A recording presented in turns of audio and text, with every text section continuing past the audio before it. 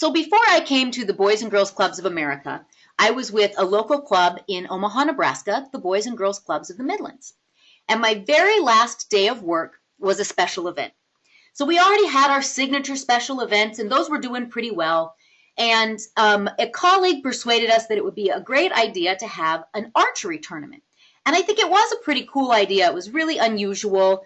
We had a summer camp, so it was a way to try to get people out to see the camp, meet some of the kids, see the facility. And so it was sort of like the way you'd run a golf tournament, except instead of going hole-to-hole golfing, you went hole-to-hole shooting at targets. I'm going to say that that event was not successful because 3 people came. And the amount of work that we put in, even if 30 people had come, it still would have really not been successful. And for me, I'll always remember that as my last day at the local club, an abysmal failure on my part. So special events are tough. We had worked hard to make that event successful, and we weren't able to. Lots of things can determine the success or the failure of your special events. And I'm hopeful that with some of the tips and tricks we're going to talk about in today's webinar, you will never have an experience that's even remotely like mine was. So our objectives today are to talk about the benefits and the drawbacks of special events, to understand how to plan an event, and to know the role of events as one part of a resource development strategy. And to me, that's one of the most important parts to bring home. So we're just going to start with it. Special events are one part of a larger resource development strategy, but they're not the strategy in and of itself. And for those of you who have already done some of these webinars with me, you've heard me say over and over and over again, our primary source of income should be individual giving. Large gifts from individuals sustained over time by building relationships. And special events tend to be more transactional. Certainly we should have special events, and we'll talk about some of their benefits, but we have a lot of clubs out there who are heavily dependent upon special event income. And if the special event for some reason doesn't work out, it can be really hard to have anyone else to fall back on. So we should have special events, but they shouldn't be the only way that we're raising money. So you've got the question box there, and to get everyone oriented to the question box and sort of talking to one another on this webinar, I'd just like to ask you to take a moment and type what event your club conducts. And not everybody has to type this, but if you think you've got kind of an interesting event, will you type it in the chat box or in the question box? And I will read that to the other people on here. A chair affair where they paint chairs and auction them off. Golf tournaments, another golf tournament, a Youth of the Year event. Men who cook, that sounds pretty cool. An auction and dinner, a clay shoot, an auction and gala, a Hall of Fame event, a barbecue, a wine and food fest, a miniature golf tournament, a Bright Futures Gala, an 8K race, a boxing tournament, that's the first boxing tournament I've ever heard of, a school supply drive, a breakfast, tacos and tours, that's pretty clever, a Halloween masquerade party, fun, sneaker ball, a stock market championship, a beer and wine event, girls' night, great way to get women involved in your fundraising efforts, holiday Santacade, a steak and burger, trivia night, are you smarter than a club kid? You guys, these are great. Oh, I just deleted that one by accident, oh no. Ping pong tournament, I think that was a night of 1,000 stars, chili challenge, boys' night out, sports auction, poker and bingo tournament, dinner. Don't these all sound like so much fun? There are several of these I'd really like to go to. A Harley party. I'm betting that a Harley is the prize at that party. We have some really neat events in the movement. And as you can tell just by the people who are on this call, some really unusual events. Jennifer just typed in an Elton John tribute concert. Someone else said a Philharmonic concert and dinner, a craft fair. One thing that these events all have in common is that they start to bring people closer to your mission, but that they can take a lot of time to put together. So let's talk first about the benefits of special events. First, special events can be a catalyst for major gift fundraising. And the way that that would work is someone comes to your special event, you're then able to identify them as someone who's interested in your mission, who knows about your work, and they're now your donor. And I know when I was at the club, I had the tendency to think, oh, that's just an on-the-road donor. That's not a regular donor. They just come to our chili feed, or they just come to our Halloween masquerade. Those people have identified themselves as donors, and that's a whole new pool of prospects for you. They're a catalyst to develop a relationship with those event attendees to build to major gift fundraising. Special events are great because they're so exciting for staff, volunteers, and the community, right? A ping pong tournament is fun. People are excited to go there. It builds great publicity for you. They generate financial support. This is one of the reasons that we end up being so dependent on special events is they seem like a sure thing. We sell tickets to our food truck event, people come, we get money, right? So they do it, and they do generate needed financial support and a different group of people than you might always hear for special or for major gifts. They create awareness in the community of the club because people are hearing about your event, attending your event, seeing the media coverage of your event. So they help people to get a little awareness of you. They also give you an opportunity to recognize and steward your donors by announcing them from the podium, mentioning them on signage or in your program, by giving them awards or giving them a prominent role at your event. So there are a lot of benefits to special events. But they can have a lot of drawbacks too. There are clubs that I talk to who, when they find they're a little bit behind on their fundraising, they'll say, well, we're just going to have another special event. And I will always point out they're really, really time intensive. Think about the number of hours that you put into your steak and burger to raise, let's say your steak and burger raises $25,000. Now think about if all of those hours were put into having conversations with major gift prospects, you would probably net more than $25,000 for less time. Am I saying you shouldn't have a steak and burger? Oh gosh, no, of course not. I'm saying that there's an opportunity cost to having special events, and that's why they shouldn't be the only strategy. They shouldn't be the only tool in the toolbox. You also know your volunteers and staff can get really burned out, particularly those clubs who are running 5 and 8 events. You're just doing event, and that can get really exhausting. They can distract the board from major gifts fundraising. This was something that I realized when I was working with the club, and they had a prominent attorney in town who was out working on getting donations for the silent auction. And he was able to secure a gift certificate for tanning, a jelly basket, a few things like that were going to maybe go for $15 or $20. And he spent 3 hours soliciting them and going out and picking them up. Now, this is an attorney who bills at, $300, $500 an hour, who knows people all around town. If he'd spent his time having one-on-one discussions with a few key contacts about the club, he probably would have brought in a lot more for the club than a $20 jelly basket. And for board members, because it seems so tangible and easy to understand to work on that special event, they're really drawn to them. It's less intimidating to go and ask the tanning place for a tanning gift certificate than it is to go and ask one of your business contacts to come and tour the club. But it's not necessarily as fruitful. Certainly, special events require incredible organization. And I'm sure that all of you have learned how to balance the many priorities that you have in resource development, getting together with your major gifts donors, planning your events, reporting on your grants. But it takes a lot of organization to get that special event nicely put together. They can be really expensive. The cost to raise $1 for a special event can be as much as 50 cents. The cost to raise $1 for major gifts is significantly lower. So with a special event, you can lose a good percentage of the money that you're raising because you have to buy signage and rent tablecloths and have a PA system and all of those kinds of things. The income from a special event is not guaranteed.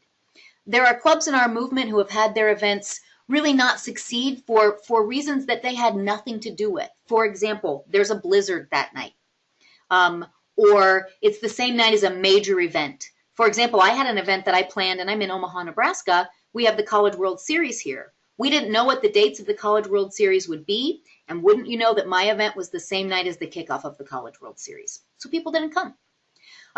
Sometimes your event will be the same night as another similar youth serving organization, and so you have to split your attendees. The income is not ever guaranteed. You never know what might come up. There was a nonprofit who had announced that their speaker was going to be Hillary Clinton, and it was the same day as the Boys and Girls Clubs event. And so a lot of people went to go see Hillary speak instead of coming to the Boys and Girls Club event. And those are all things that we can't control. One other concern is that they can lead to mission confusion. So when you meet someone, you want to hear them say, oh, you're that place that offers academic support for kids, or you're that place that offers all of those cool field trips for kids, right? What you don't want people to say is, oh, you're the one with the raffle. You're the one with the beer tasting. It's great if they know that we offer academic support and we have a raffle, or that we offer great futures for kids in healthy lifestyles and we have a beer tasting. But if all they know is the special event, it means that they don't really understand what we do at the club. And so these are all challenges for us to be aware of as we're planning special events. Again, I know it probably sounds like what I'm trying to say here is never have a special event. They're the worst. I'm just saying go into the special event with your eyes open. Be sure that your board has their eyes open so that you can adapt to some of these problems, prevent them, or overcome these obstacles. So a few tips for successful events based upon these very obstacles that we've just talked about. The first is tell your story. It doesn't matter if you're running a golf tournament or a Youth of the Year, there's still an opportunity to tell your story. And clubs have done this in some really interesting ways. And I would love to have in that question box, folks type in a few ways that you've helped to tell your story. And as we're waiting for you to type, I'll give a couple of examples. Some clubs at their golf tournament, which is a particularly difficult place to get the mission out, will have kids at each hole to visit with people, or who will even just hold up signs that say things like, thank you for helping me to get hot meals. We've got folks who had trivia questions on the golf course. That's a great one. A community dinner that gets that story out. Having the Youth of the Year speak. You guys, anytime you can have your kids come up and speak, we've got someone who said their parents come up and speak. In both of those cases, whether the kids are performing or speaking, or they are serving as the MC, these are a great way to get the kids involved and help people to really come back to the mission. And our kids are so impressive. This is a great, great technique. We put out cardboard cutouts of kids around the venue, and then they say why they love the club. So I love the club because I get to play basketball, or I love the club because I love Mr. Thomas. That's really cute. Kids and junior staff tell testimonials at the luncheon. How has the club impacted them? We have people who use their club kids as greeters. And so the club kids come and help people to find their seats and things like that. Live performance by members. A video with parents or a club kid who's received a generous gift from a donor that made a significant impact. So there you're tying in the donor, the purpose with the club kid. And so you're telling your story. You're making sure that people really understand what it is that we do. The awesome thing about special events is you have this captive audience. And so this is the time to keep helping them understand this is what we do. This is our work. This is our impact. So this ties into that second tip. Stay on message, stay on mission. So yes, your raffle is important, but your raffle will seem more important if you tie back to the proceeds from this raffle are going to help fund our Healthy Lifestyles program, which provides a hot meal to 100,000 kids every year, or whatever it is. It would be 100,000 meals, not 100,000 kids. Involving the kids whenever possible. So in the question box, what are some of the ways besides just telling your story that you all involve the kids?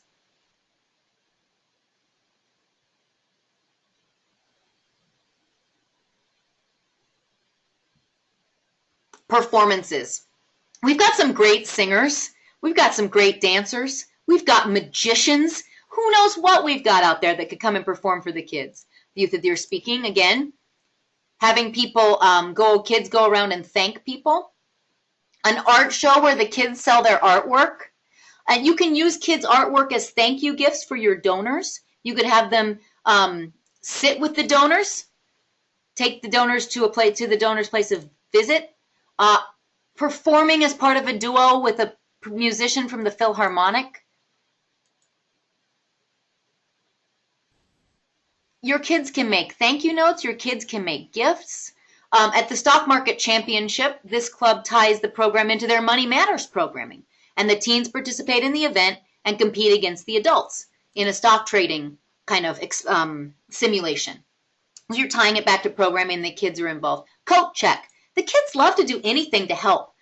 So they get to see folks get to interact with the kids. The teens do thank you calls after the event. That's a great idea. So you're tying it back to the mission and you're getting in that stewardship. The American Tenors work with our club and they perform at our event with the tenors. So there are lots of different ways to get the kids involved and visible and do it as much as you can. Now, some clubs will have a concern about alcohol being served at their event. There are a couple of ways to deal with this. One would be to have a conversation with the parent of the child involved and ask them if they're comfortable having their child at an event where alcohol is served, and then making sure that you have a great deal of supervision. Not because we're worried that the kids are going to start taking drinks off the table, but because we want to show that our kids are always well supervised and always safe.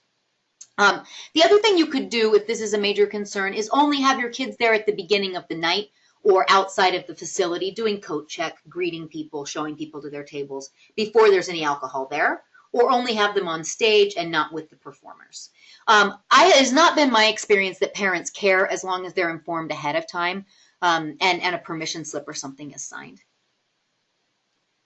Next, you can use the event to expand your donor base and follow up with your donors. So the person who just said we have our teens do stewardship calls is showing a really good example of this. What tends to happen is we get done with the event, we're absolutely drained. It is so much work.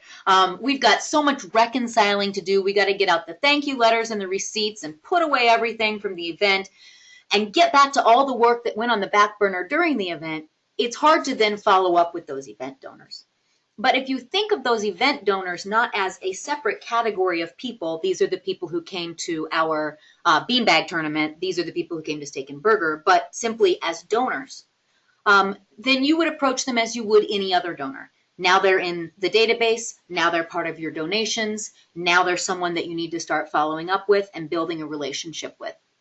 You might ask your board to review the list of the people who attended your events and identify some people who might be key, who you might really want to do some special prospecting with. You might send everybody some follow-up materials like a thank you email or subscribe them to your newsletter, things that start getting them engaged right away. And especially be sure to follow up with those sponsors who weren't able to come. A lot of clubs have the experience where an organization will sponsor them and say, we aren't going to send anybody, so just have a good time. You can give my table to staff. You still need to follow up with those folks, maybe send them a program, send them a video, call them and tell them how it went, send them a picture of the signage that recognized them, make them feel like they're part of the event, even though they weren't able to come. At your event, be sure to make volunteer engagement meaningful as well as manageable. So you're going to have people who are happy to help volunteer with your event. Volunteers give significantly more than non-volunteers, so even these volunteers are potential donors for you. This is a great way that some clubs engage corporate partners. You just want to be sure that if you're getting people there to volunteer, they all have something to do and that volunteer service is meaningful. Be sure that it's manageable, that is, there's someone to oversee all of your volunteers to make sure that their questions are answered and to make sure that they feel appreciated. So I'd like to talk for a little while about some auction math, and I'm thinking that this is probably some information you may not have seen before. I hope that it's helpful in terms of projecting out the income that you might be able to bring home from your special event. As a general rule, live auctions will generate 66% of your auction income. Silent auctions will generate 34% of your auction income. So in the case where you have both of these, this is the way that you can kind of project how much money you'll get. So for example, if your goal is $50,000, for the live auction, you would multiply that by 0.66 and learn that that would generate $33,000. And the silent auction, 50,000 times 0.34 for 34%, and learn that that could generate $17,000. So this can help you project how much income needs to come from each of those sources. Okay, if that makes sense. So next, let's look at how much is yielded from the items that you have. Live auction items will yield about 75% of their value. As a general rule, sometimes you'll have something that just takes off. Sometimes people will bid really high on auction items because they just want to make a gift. But in general, they will yield about 75% of their actual stated value. Silent auctions, about 50% of their actual stated value. And so you can do that same math where you take the amount by the goal to figure out the total value of the items that you need. So you would need $78,000 worth of items to reach that $50,000 goal. Then you can break it down to figure out which should be silent, which should be live, once you have those figures to kind of guide you. Some general rules for auction math.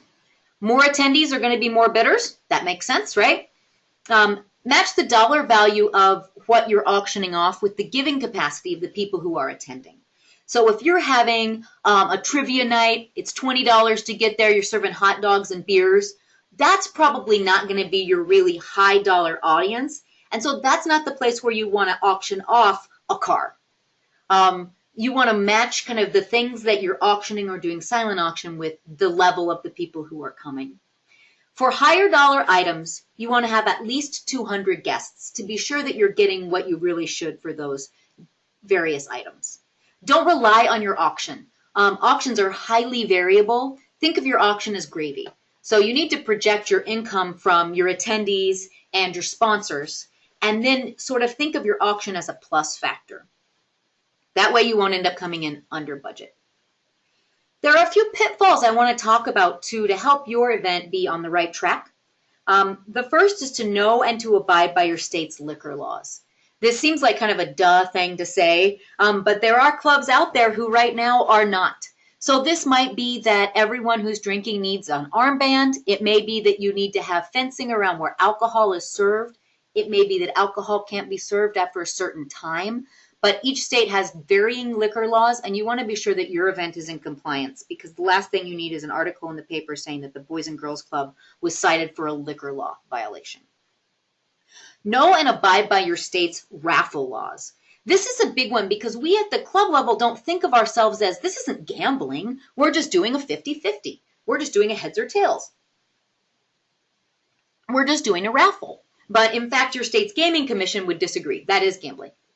And so you want to be sure that you have the appropriate raffle license. You want to be sure that you're following raffle laws. This could be things like in some states, every ticket has to be numbered and sequential, and you have to have a receipt of who gave you that income. In some states, it is that you can only sell raffle tickets for a certain amount of time. In some states, you can only sell a certain number of raffle tickets.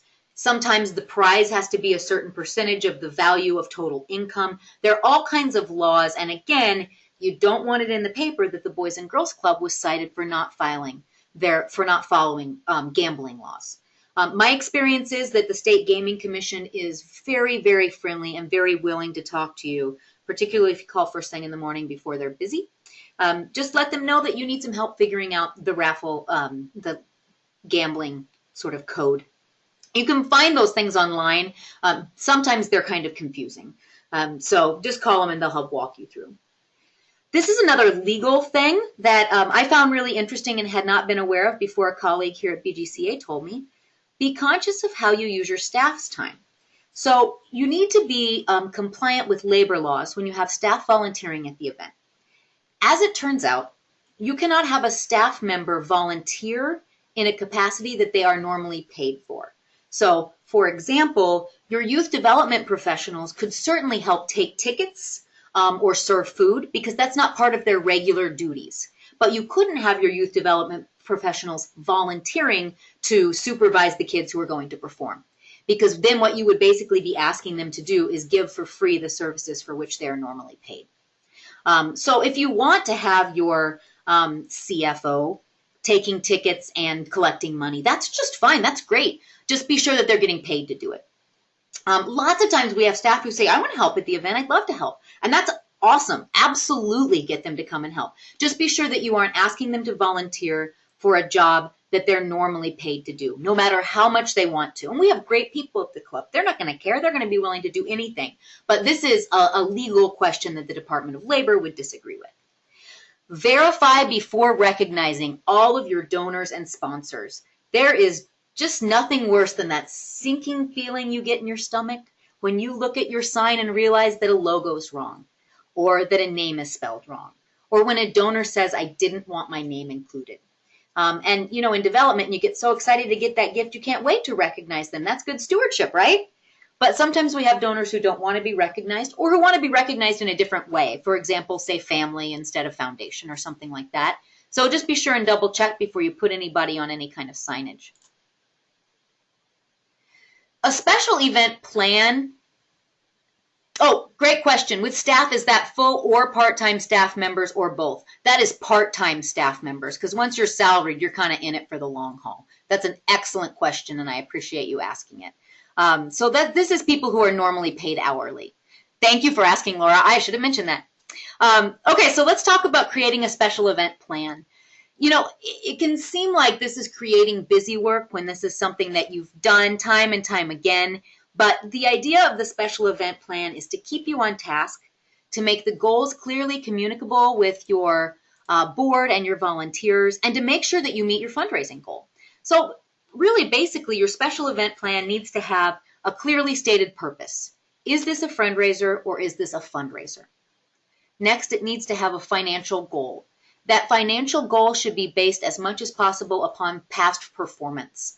So you can figure out, is this event gaining or losing money? To what percentage is it getting bigger or smaller each year? How much did we make last year? How much do we anticipate getting this year? Based upon that past performance. Your goals of the event would include your sponsorship opportunities and benefits, and how many sponsors do you expect to get at each level? So we need this many silver sponsors, this many bronze sponsors. Cost for tickets, tables, and sponsorships. Have this all worked out ahead of time so that it doesn't come suddenly up for debate when you're getting ready to talk to a donor. Next, work out your budget in great and painstaking detail. Some clubs will say things like, well, we've got $2,000 for food. How much of that is for hot dog buns? How much of that is for hot dogs? How much of that is for chips? Is it realistic? Does it work out? Budget it out in detail. That way, when someone comes to you and says, hey, we need to get an air conditioner in the tent, you can look at your budget and see whether you can afford to rent an air conditioner for the tent, or whatever many, many unexpected expenses will come up. And since special events are, as you all know, very volunteer intensive, we'll have lots of well-meaning volunteers with lots of great ideas that can be really expensive. And having that budget and that plan to fall back on can help prevent hurt feelings when you have to say no to some of those requests. Be sure that your plan includes who your volunteer leadership will be. How many volunteers will you need and what will their duties be? Who will the co-chairs of your event be or the chair of your event be? Will you have honorary chairs? So honorary chairs can be a great way to recognize a donor or friend of the club. It can also be a good way to get them to open up their Rolodex to you. These folks are recognized on letterhead, on any event notices that you send out. They're in the paper. You recognize them at the event, but all that you really ask them to do is have their names listed. So prominent members of the community could have their names listed as the people who are co-inviting you to the event, and you can get more people to come because people want to see that honorary chair couple or chair. Host couples and a steering committee can be great ways to get more people to come to your event as well. Just spell out what they're going to do and whether you're going to have them. The fifth step of that special event plan is finalizing the details, creating a very detailed timeline. I recommend starting at the event and working backwards instead of starting from today and working forward. Because a lot of times you'll know, I have to have the menu to the venue 30 days before the event. I have to drop my invitations in the mail 60 days before the event. That means I have to get them to the printer 90 days before the event. So you can just calendar backward, and then you've got that timeline. And of course, the last step is to follow up. So speaking of following up, let's talk post-event stewardship. Newspaper coverage is a great form of post-event stewardship. Free newspaper coverage is, of course, the best, but you can also take out an ad. In either case, what you're going to do is just suggest, or is just kind of do a little press release that says, this is how many people came. You may wish to say how much money was generated for the kids or what your overall net was. You would say what it's going to go to, how this is going to change the future for kids, mention some of your outcomes, that kind of thing. You could add a few quotes from that Youth of the Year speech or from the speeches of your chairs who spoke at the event. In this, in your thank you letter, let me step back. You'll have a thank you letter to everyone who comes to the event, of course, thanking them for their gift and providing any tax receipt that's necessary. In addition to that thank you letter, you should do special thank you letters to volunteers and high-level donors, thanking them for their gifts of service. Those should be handwritten. Those are going to be a good way to just keep stewarding folks. Now use the event to start a dialogue, to get those people on board, to get them coming to the club, to build them as your donors. Some personal calls to key supporters, another fantastic technique. And lastly, an email blast that just sends to everybody there, thank you so much for coming. Here are some great pictures.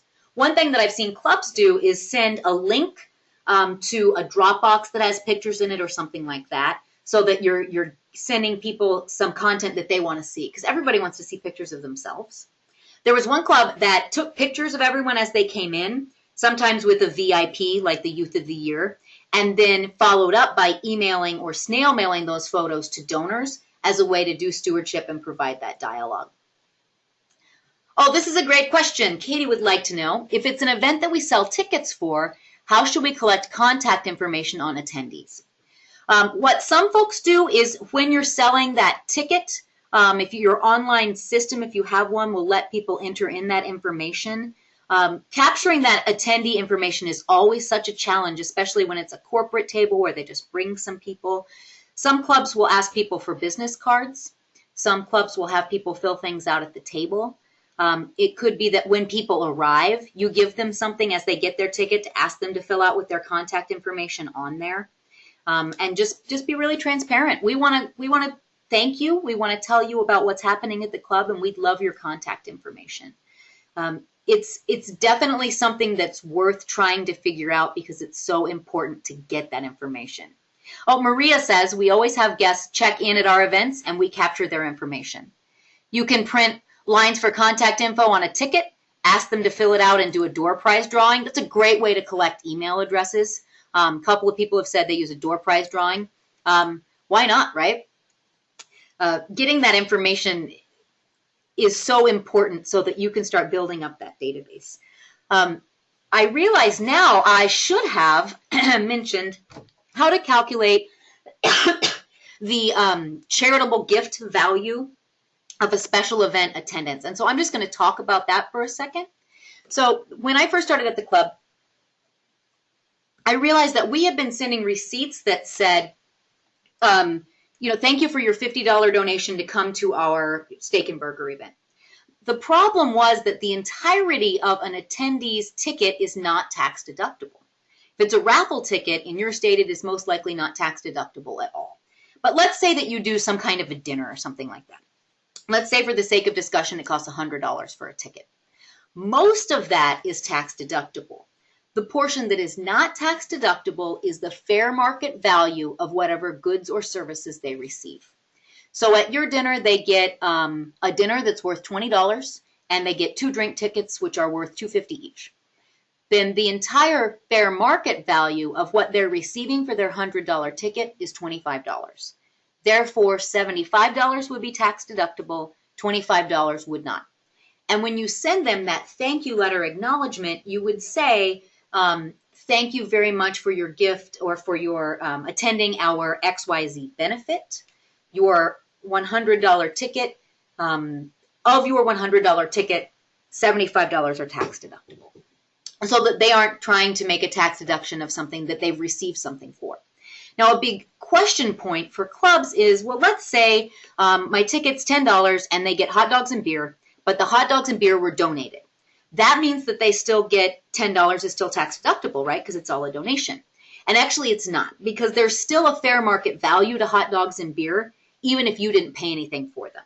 So in this case, that fair market value is probably about $5. So $5 is tax deductible, $5 is not tax deductible. And on that receipt, you just articulate of your donation, of your ticket price, $5 is tax deductible. So you can keep yourself out of hot water with the IRS. Maria has pointed out that auction tracker is another great way to grab your attendees' information. Thank you, Maria. And I agree. If you're using auction tracker or any kind of an auction software, And of course, you can also grab it off of where people have written down their information for buying their silent auction items and raffle tickets. So cultivating special event attendees is really the key to helping your special event go beyond it generates $50,000 a year to our event generates $50,000 a year, but as a result of our event, we now have these major gift donors who are giving us large annual gifts, planned gifts, and things like that. Stewardship and cultivation, of course, are really closely linked. And so when you start after the event with stewarding those donors, what you're really doing is cultivating them for the next gift. So invite them for a tour. You're more than wine and cheese. You're more than a raffle. You're more than a spelling bee. You're also all of the things that we are at the club. So follow up with those folks who you see as really good key prospects and invite them to the club for a tour. You can do that really quickly after your event as a way to just say thank you and while you're still really fresh in their mind. Cultivate your special event donors the same way as you would other donors with the same giving level. So if I'm a special event attendee and I bought a $20 ticket, you would cultivate me the same way as someone who sent in a $20 gift through your annual mailing. If I'm a special event attendee and I was a $5,000 sponsor, really what I am is a $5,000 donor who can be moved up through the ranks to become a $10,000 donor and a $25,000 donor, and so on. So just because I'm a special event attendee, don't sort of segregate me out from the rest of your database. Think of me as the same as any other donor. My gift just came in a different way. So I'd love to hear great practices that any of you have for cultivating your special event attendees. What do you do after they've come to your event to start bringing them into the fold as donors?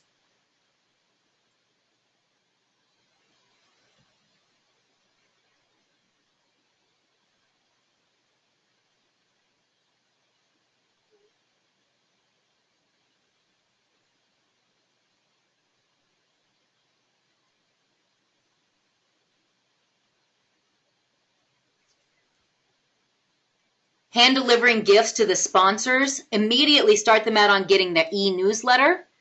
Give them a tour so they can see their gift at work. I like the way that Janet has phrased that. Giving club tours. Again, so it's not this sort of abstract thing. Most of our special events don't happen at the club. And I really think our motto at the Boys and Girls Club could be, when you see it, you get it. And so people can walk through the club after getting kind of an impression at your event and say, oh, this is what happens at the club. This is amazing. Megan says they make thank you canvas artwork for sponsors. So we're sort of thanking them again. You could call those people who came to your special event a month or two after the event and say, hey, thanks to your gift, we've done X, Y, or Z.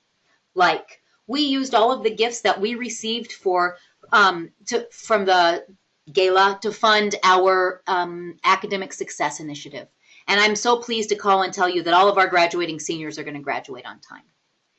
This person says, Jennifer says, my individual giving committee, made up of board members, is planning on following up with auction guests after the event to schedule face-to-face visits.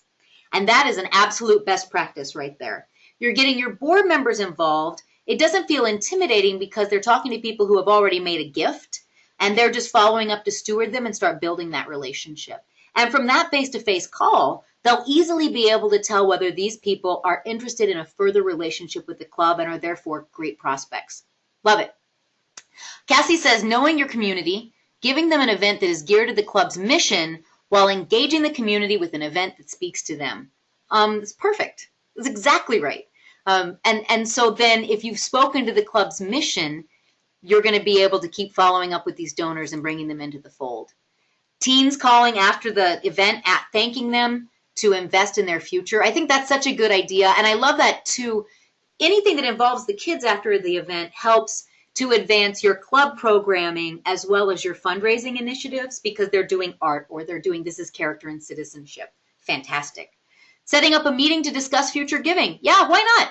Thank you so much for your support. How can we continue to engage you as a donor? Let's be straightforward here, right? I love all of the responses we're getting from everyone, and I thank you all so much for typing and chatting in because it's so interesting to hear what all the clubs are doing, right? The difference between a Fisherama and a Harley raffle and a trivia night and a stock market challenge. and how you all are handling this. That's where you get those great ideas. So there's a great tool that you can use in assessing the impact of your event.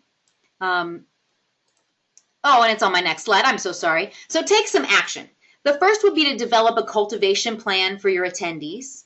Next would be to develop a stewardship plan for your attendees. And there's a little small Excel spreadsheet you can download after this that is just the most simple and basic beginning of a cultivation or stewardship plan for attendees. So you can take a look at that. Next would be to create a detailed event plan for each of your events, to review your legal compliance, and to determine your return on investment. These are the ways that you can kind of take some control of your special event to help ensure that you'll have success in the future. In terms of determining your ROI, we have a great tool called the Special Events Review. If you are someone who is currently engaged with a club consultant, you're working through the Advancing Philanthropy project, you can ask your club consultant to walk you through the Special Events Review. If you are not currently engaged with a club consultant, this is something that your Director of Organizational Development would be happy to walk you through. And this tool will allow you to see the true cost of your event and analyze opportunities for future improvement. What's really interesting about the Special Events Review is it looks at more costs than just your actual financial cost by looking at administrative overhead and by looking at the number of volunteer and staff hours that are put into your event. Because when we go through and we say, okay, we spent X on the facility, X on the sound system, X on the kids' costumes, X on the food, X on the programs, and X on the gift, we calculate that away from how much money we raised overall, and we determined that it cost us 80 cents. It cost us 20 cents to raise $1. So we had 80%. That's really good, looks good. The thing that we're not calculating there is there's also a great deal of staff time that goes in. And so if your chief development officer spent 100 hours putting this thing together, and that person normally makes, say, $20 an hour, all of a sudden you've added a major expense that you hadn't really accounted for. So that number is to help you try to figure out how to make your events more lean and mean, to think about opportunity costs before adding new events, and to decide whether the events you have are worth it. It's a great tool, and all you would need to do is just call up your Director of Organizational Development and ask that person if they can walk you through how to do a special events review. If you are a development staff member and you don't interact with your DoD very often, just ask your CEO and they'll tell you who that person is, and the DoD would be happy to walk you through a special events review. It's really, really interesting. And once you've done one of them, you can do a review for all of your events. I found this really helpful when a well-intentioned volunteer or board member will come forward and say, hey, Susan, we should do an archery tournament. If you can sit them down with that special events review template, you can show them the cost, the benefit, whether it's likely to make money and whether it's likely to benefit your club. This is just a list of the resources that we're going to have to download after this. These are in the handouts section of your dashboard. There's a PDF of the PowerPoint slides we just went through. There's a really interesting ebook that I think that you will find very informative. It might be something you'd like to share with your board as well. And then there's that really simple special events next step planning template. This is just to get you started thinking about having those next steps with your event attendees. At this point, if anyone has questions, just type them in the question box and we will discuss them. If I don't know the answer, I bet somebody else on this webinar does. I'm thinking, even as I'm talking, there are some of you who are probably planning special events that are coming up in the next days or weeks ahead. I certainly want to wish you the very best of luck, and I hope that you raise tons and tons and tons of money and find tons of new major supporters. So far, no questions. This is my contact information, and I would love to hear from any of you to continue the conversation, to answer any questions, anything like that. Jennifer says, oh, if we could share everybody's event ideas, the tacos and tours, the Are You Smarter Than a Club Kid? You know what I'll do? I will figure out how to pull the chat that everyone typed in, put it into an email, and just send it as a follow-up to all attendees. So I definitely won't be smart enough to figure it out immediately after this webinar, but I will get it figured out as quickly as I can. All of the webinars are posted on the Fundraising Bank. So if you ever have this webinar or any of the others you'd like someone to take the resources from or sit through the webinar and kind of learn what we've talked about, just send them to fundraisingbank.org. So that concludes our special events webinar. Please do reach out if you have any questions, and I will leave this screen open for a while so that you have the opportunity to download those resources that are available. Very much appreciate all of you being here and coming to the webinar. And please reach out if you have any questions that I can help you with. We've got more webinars coming up, so check the schedule and please sign up. Thank you all so much.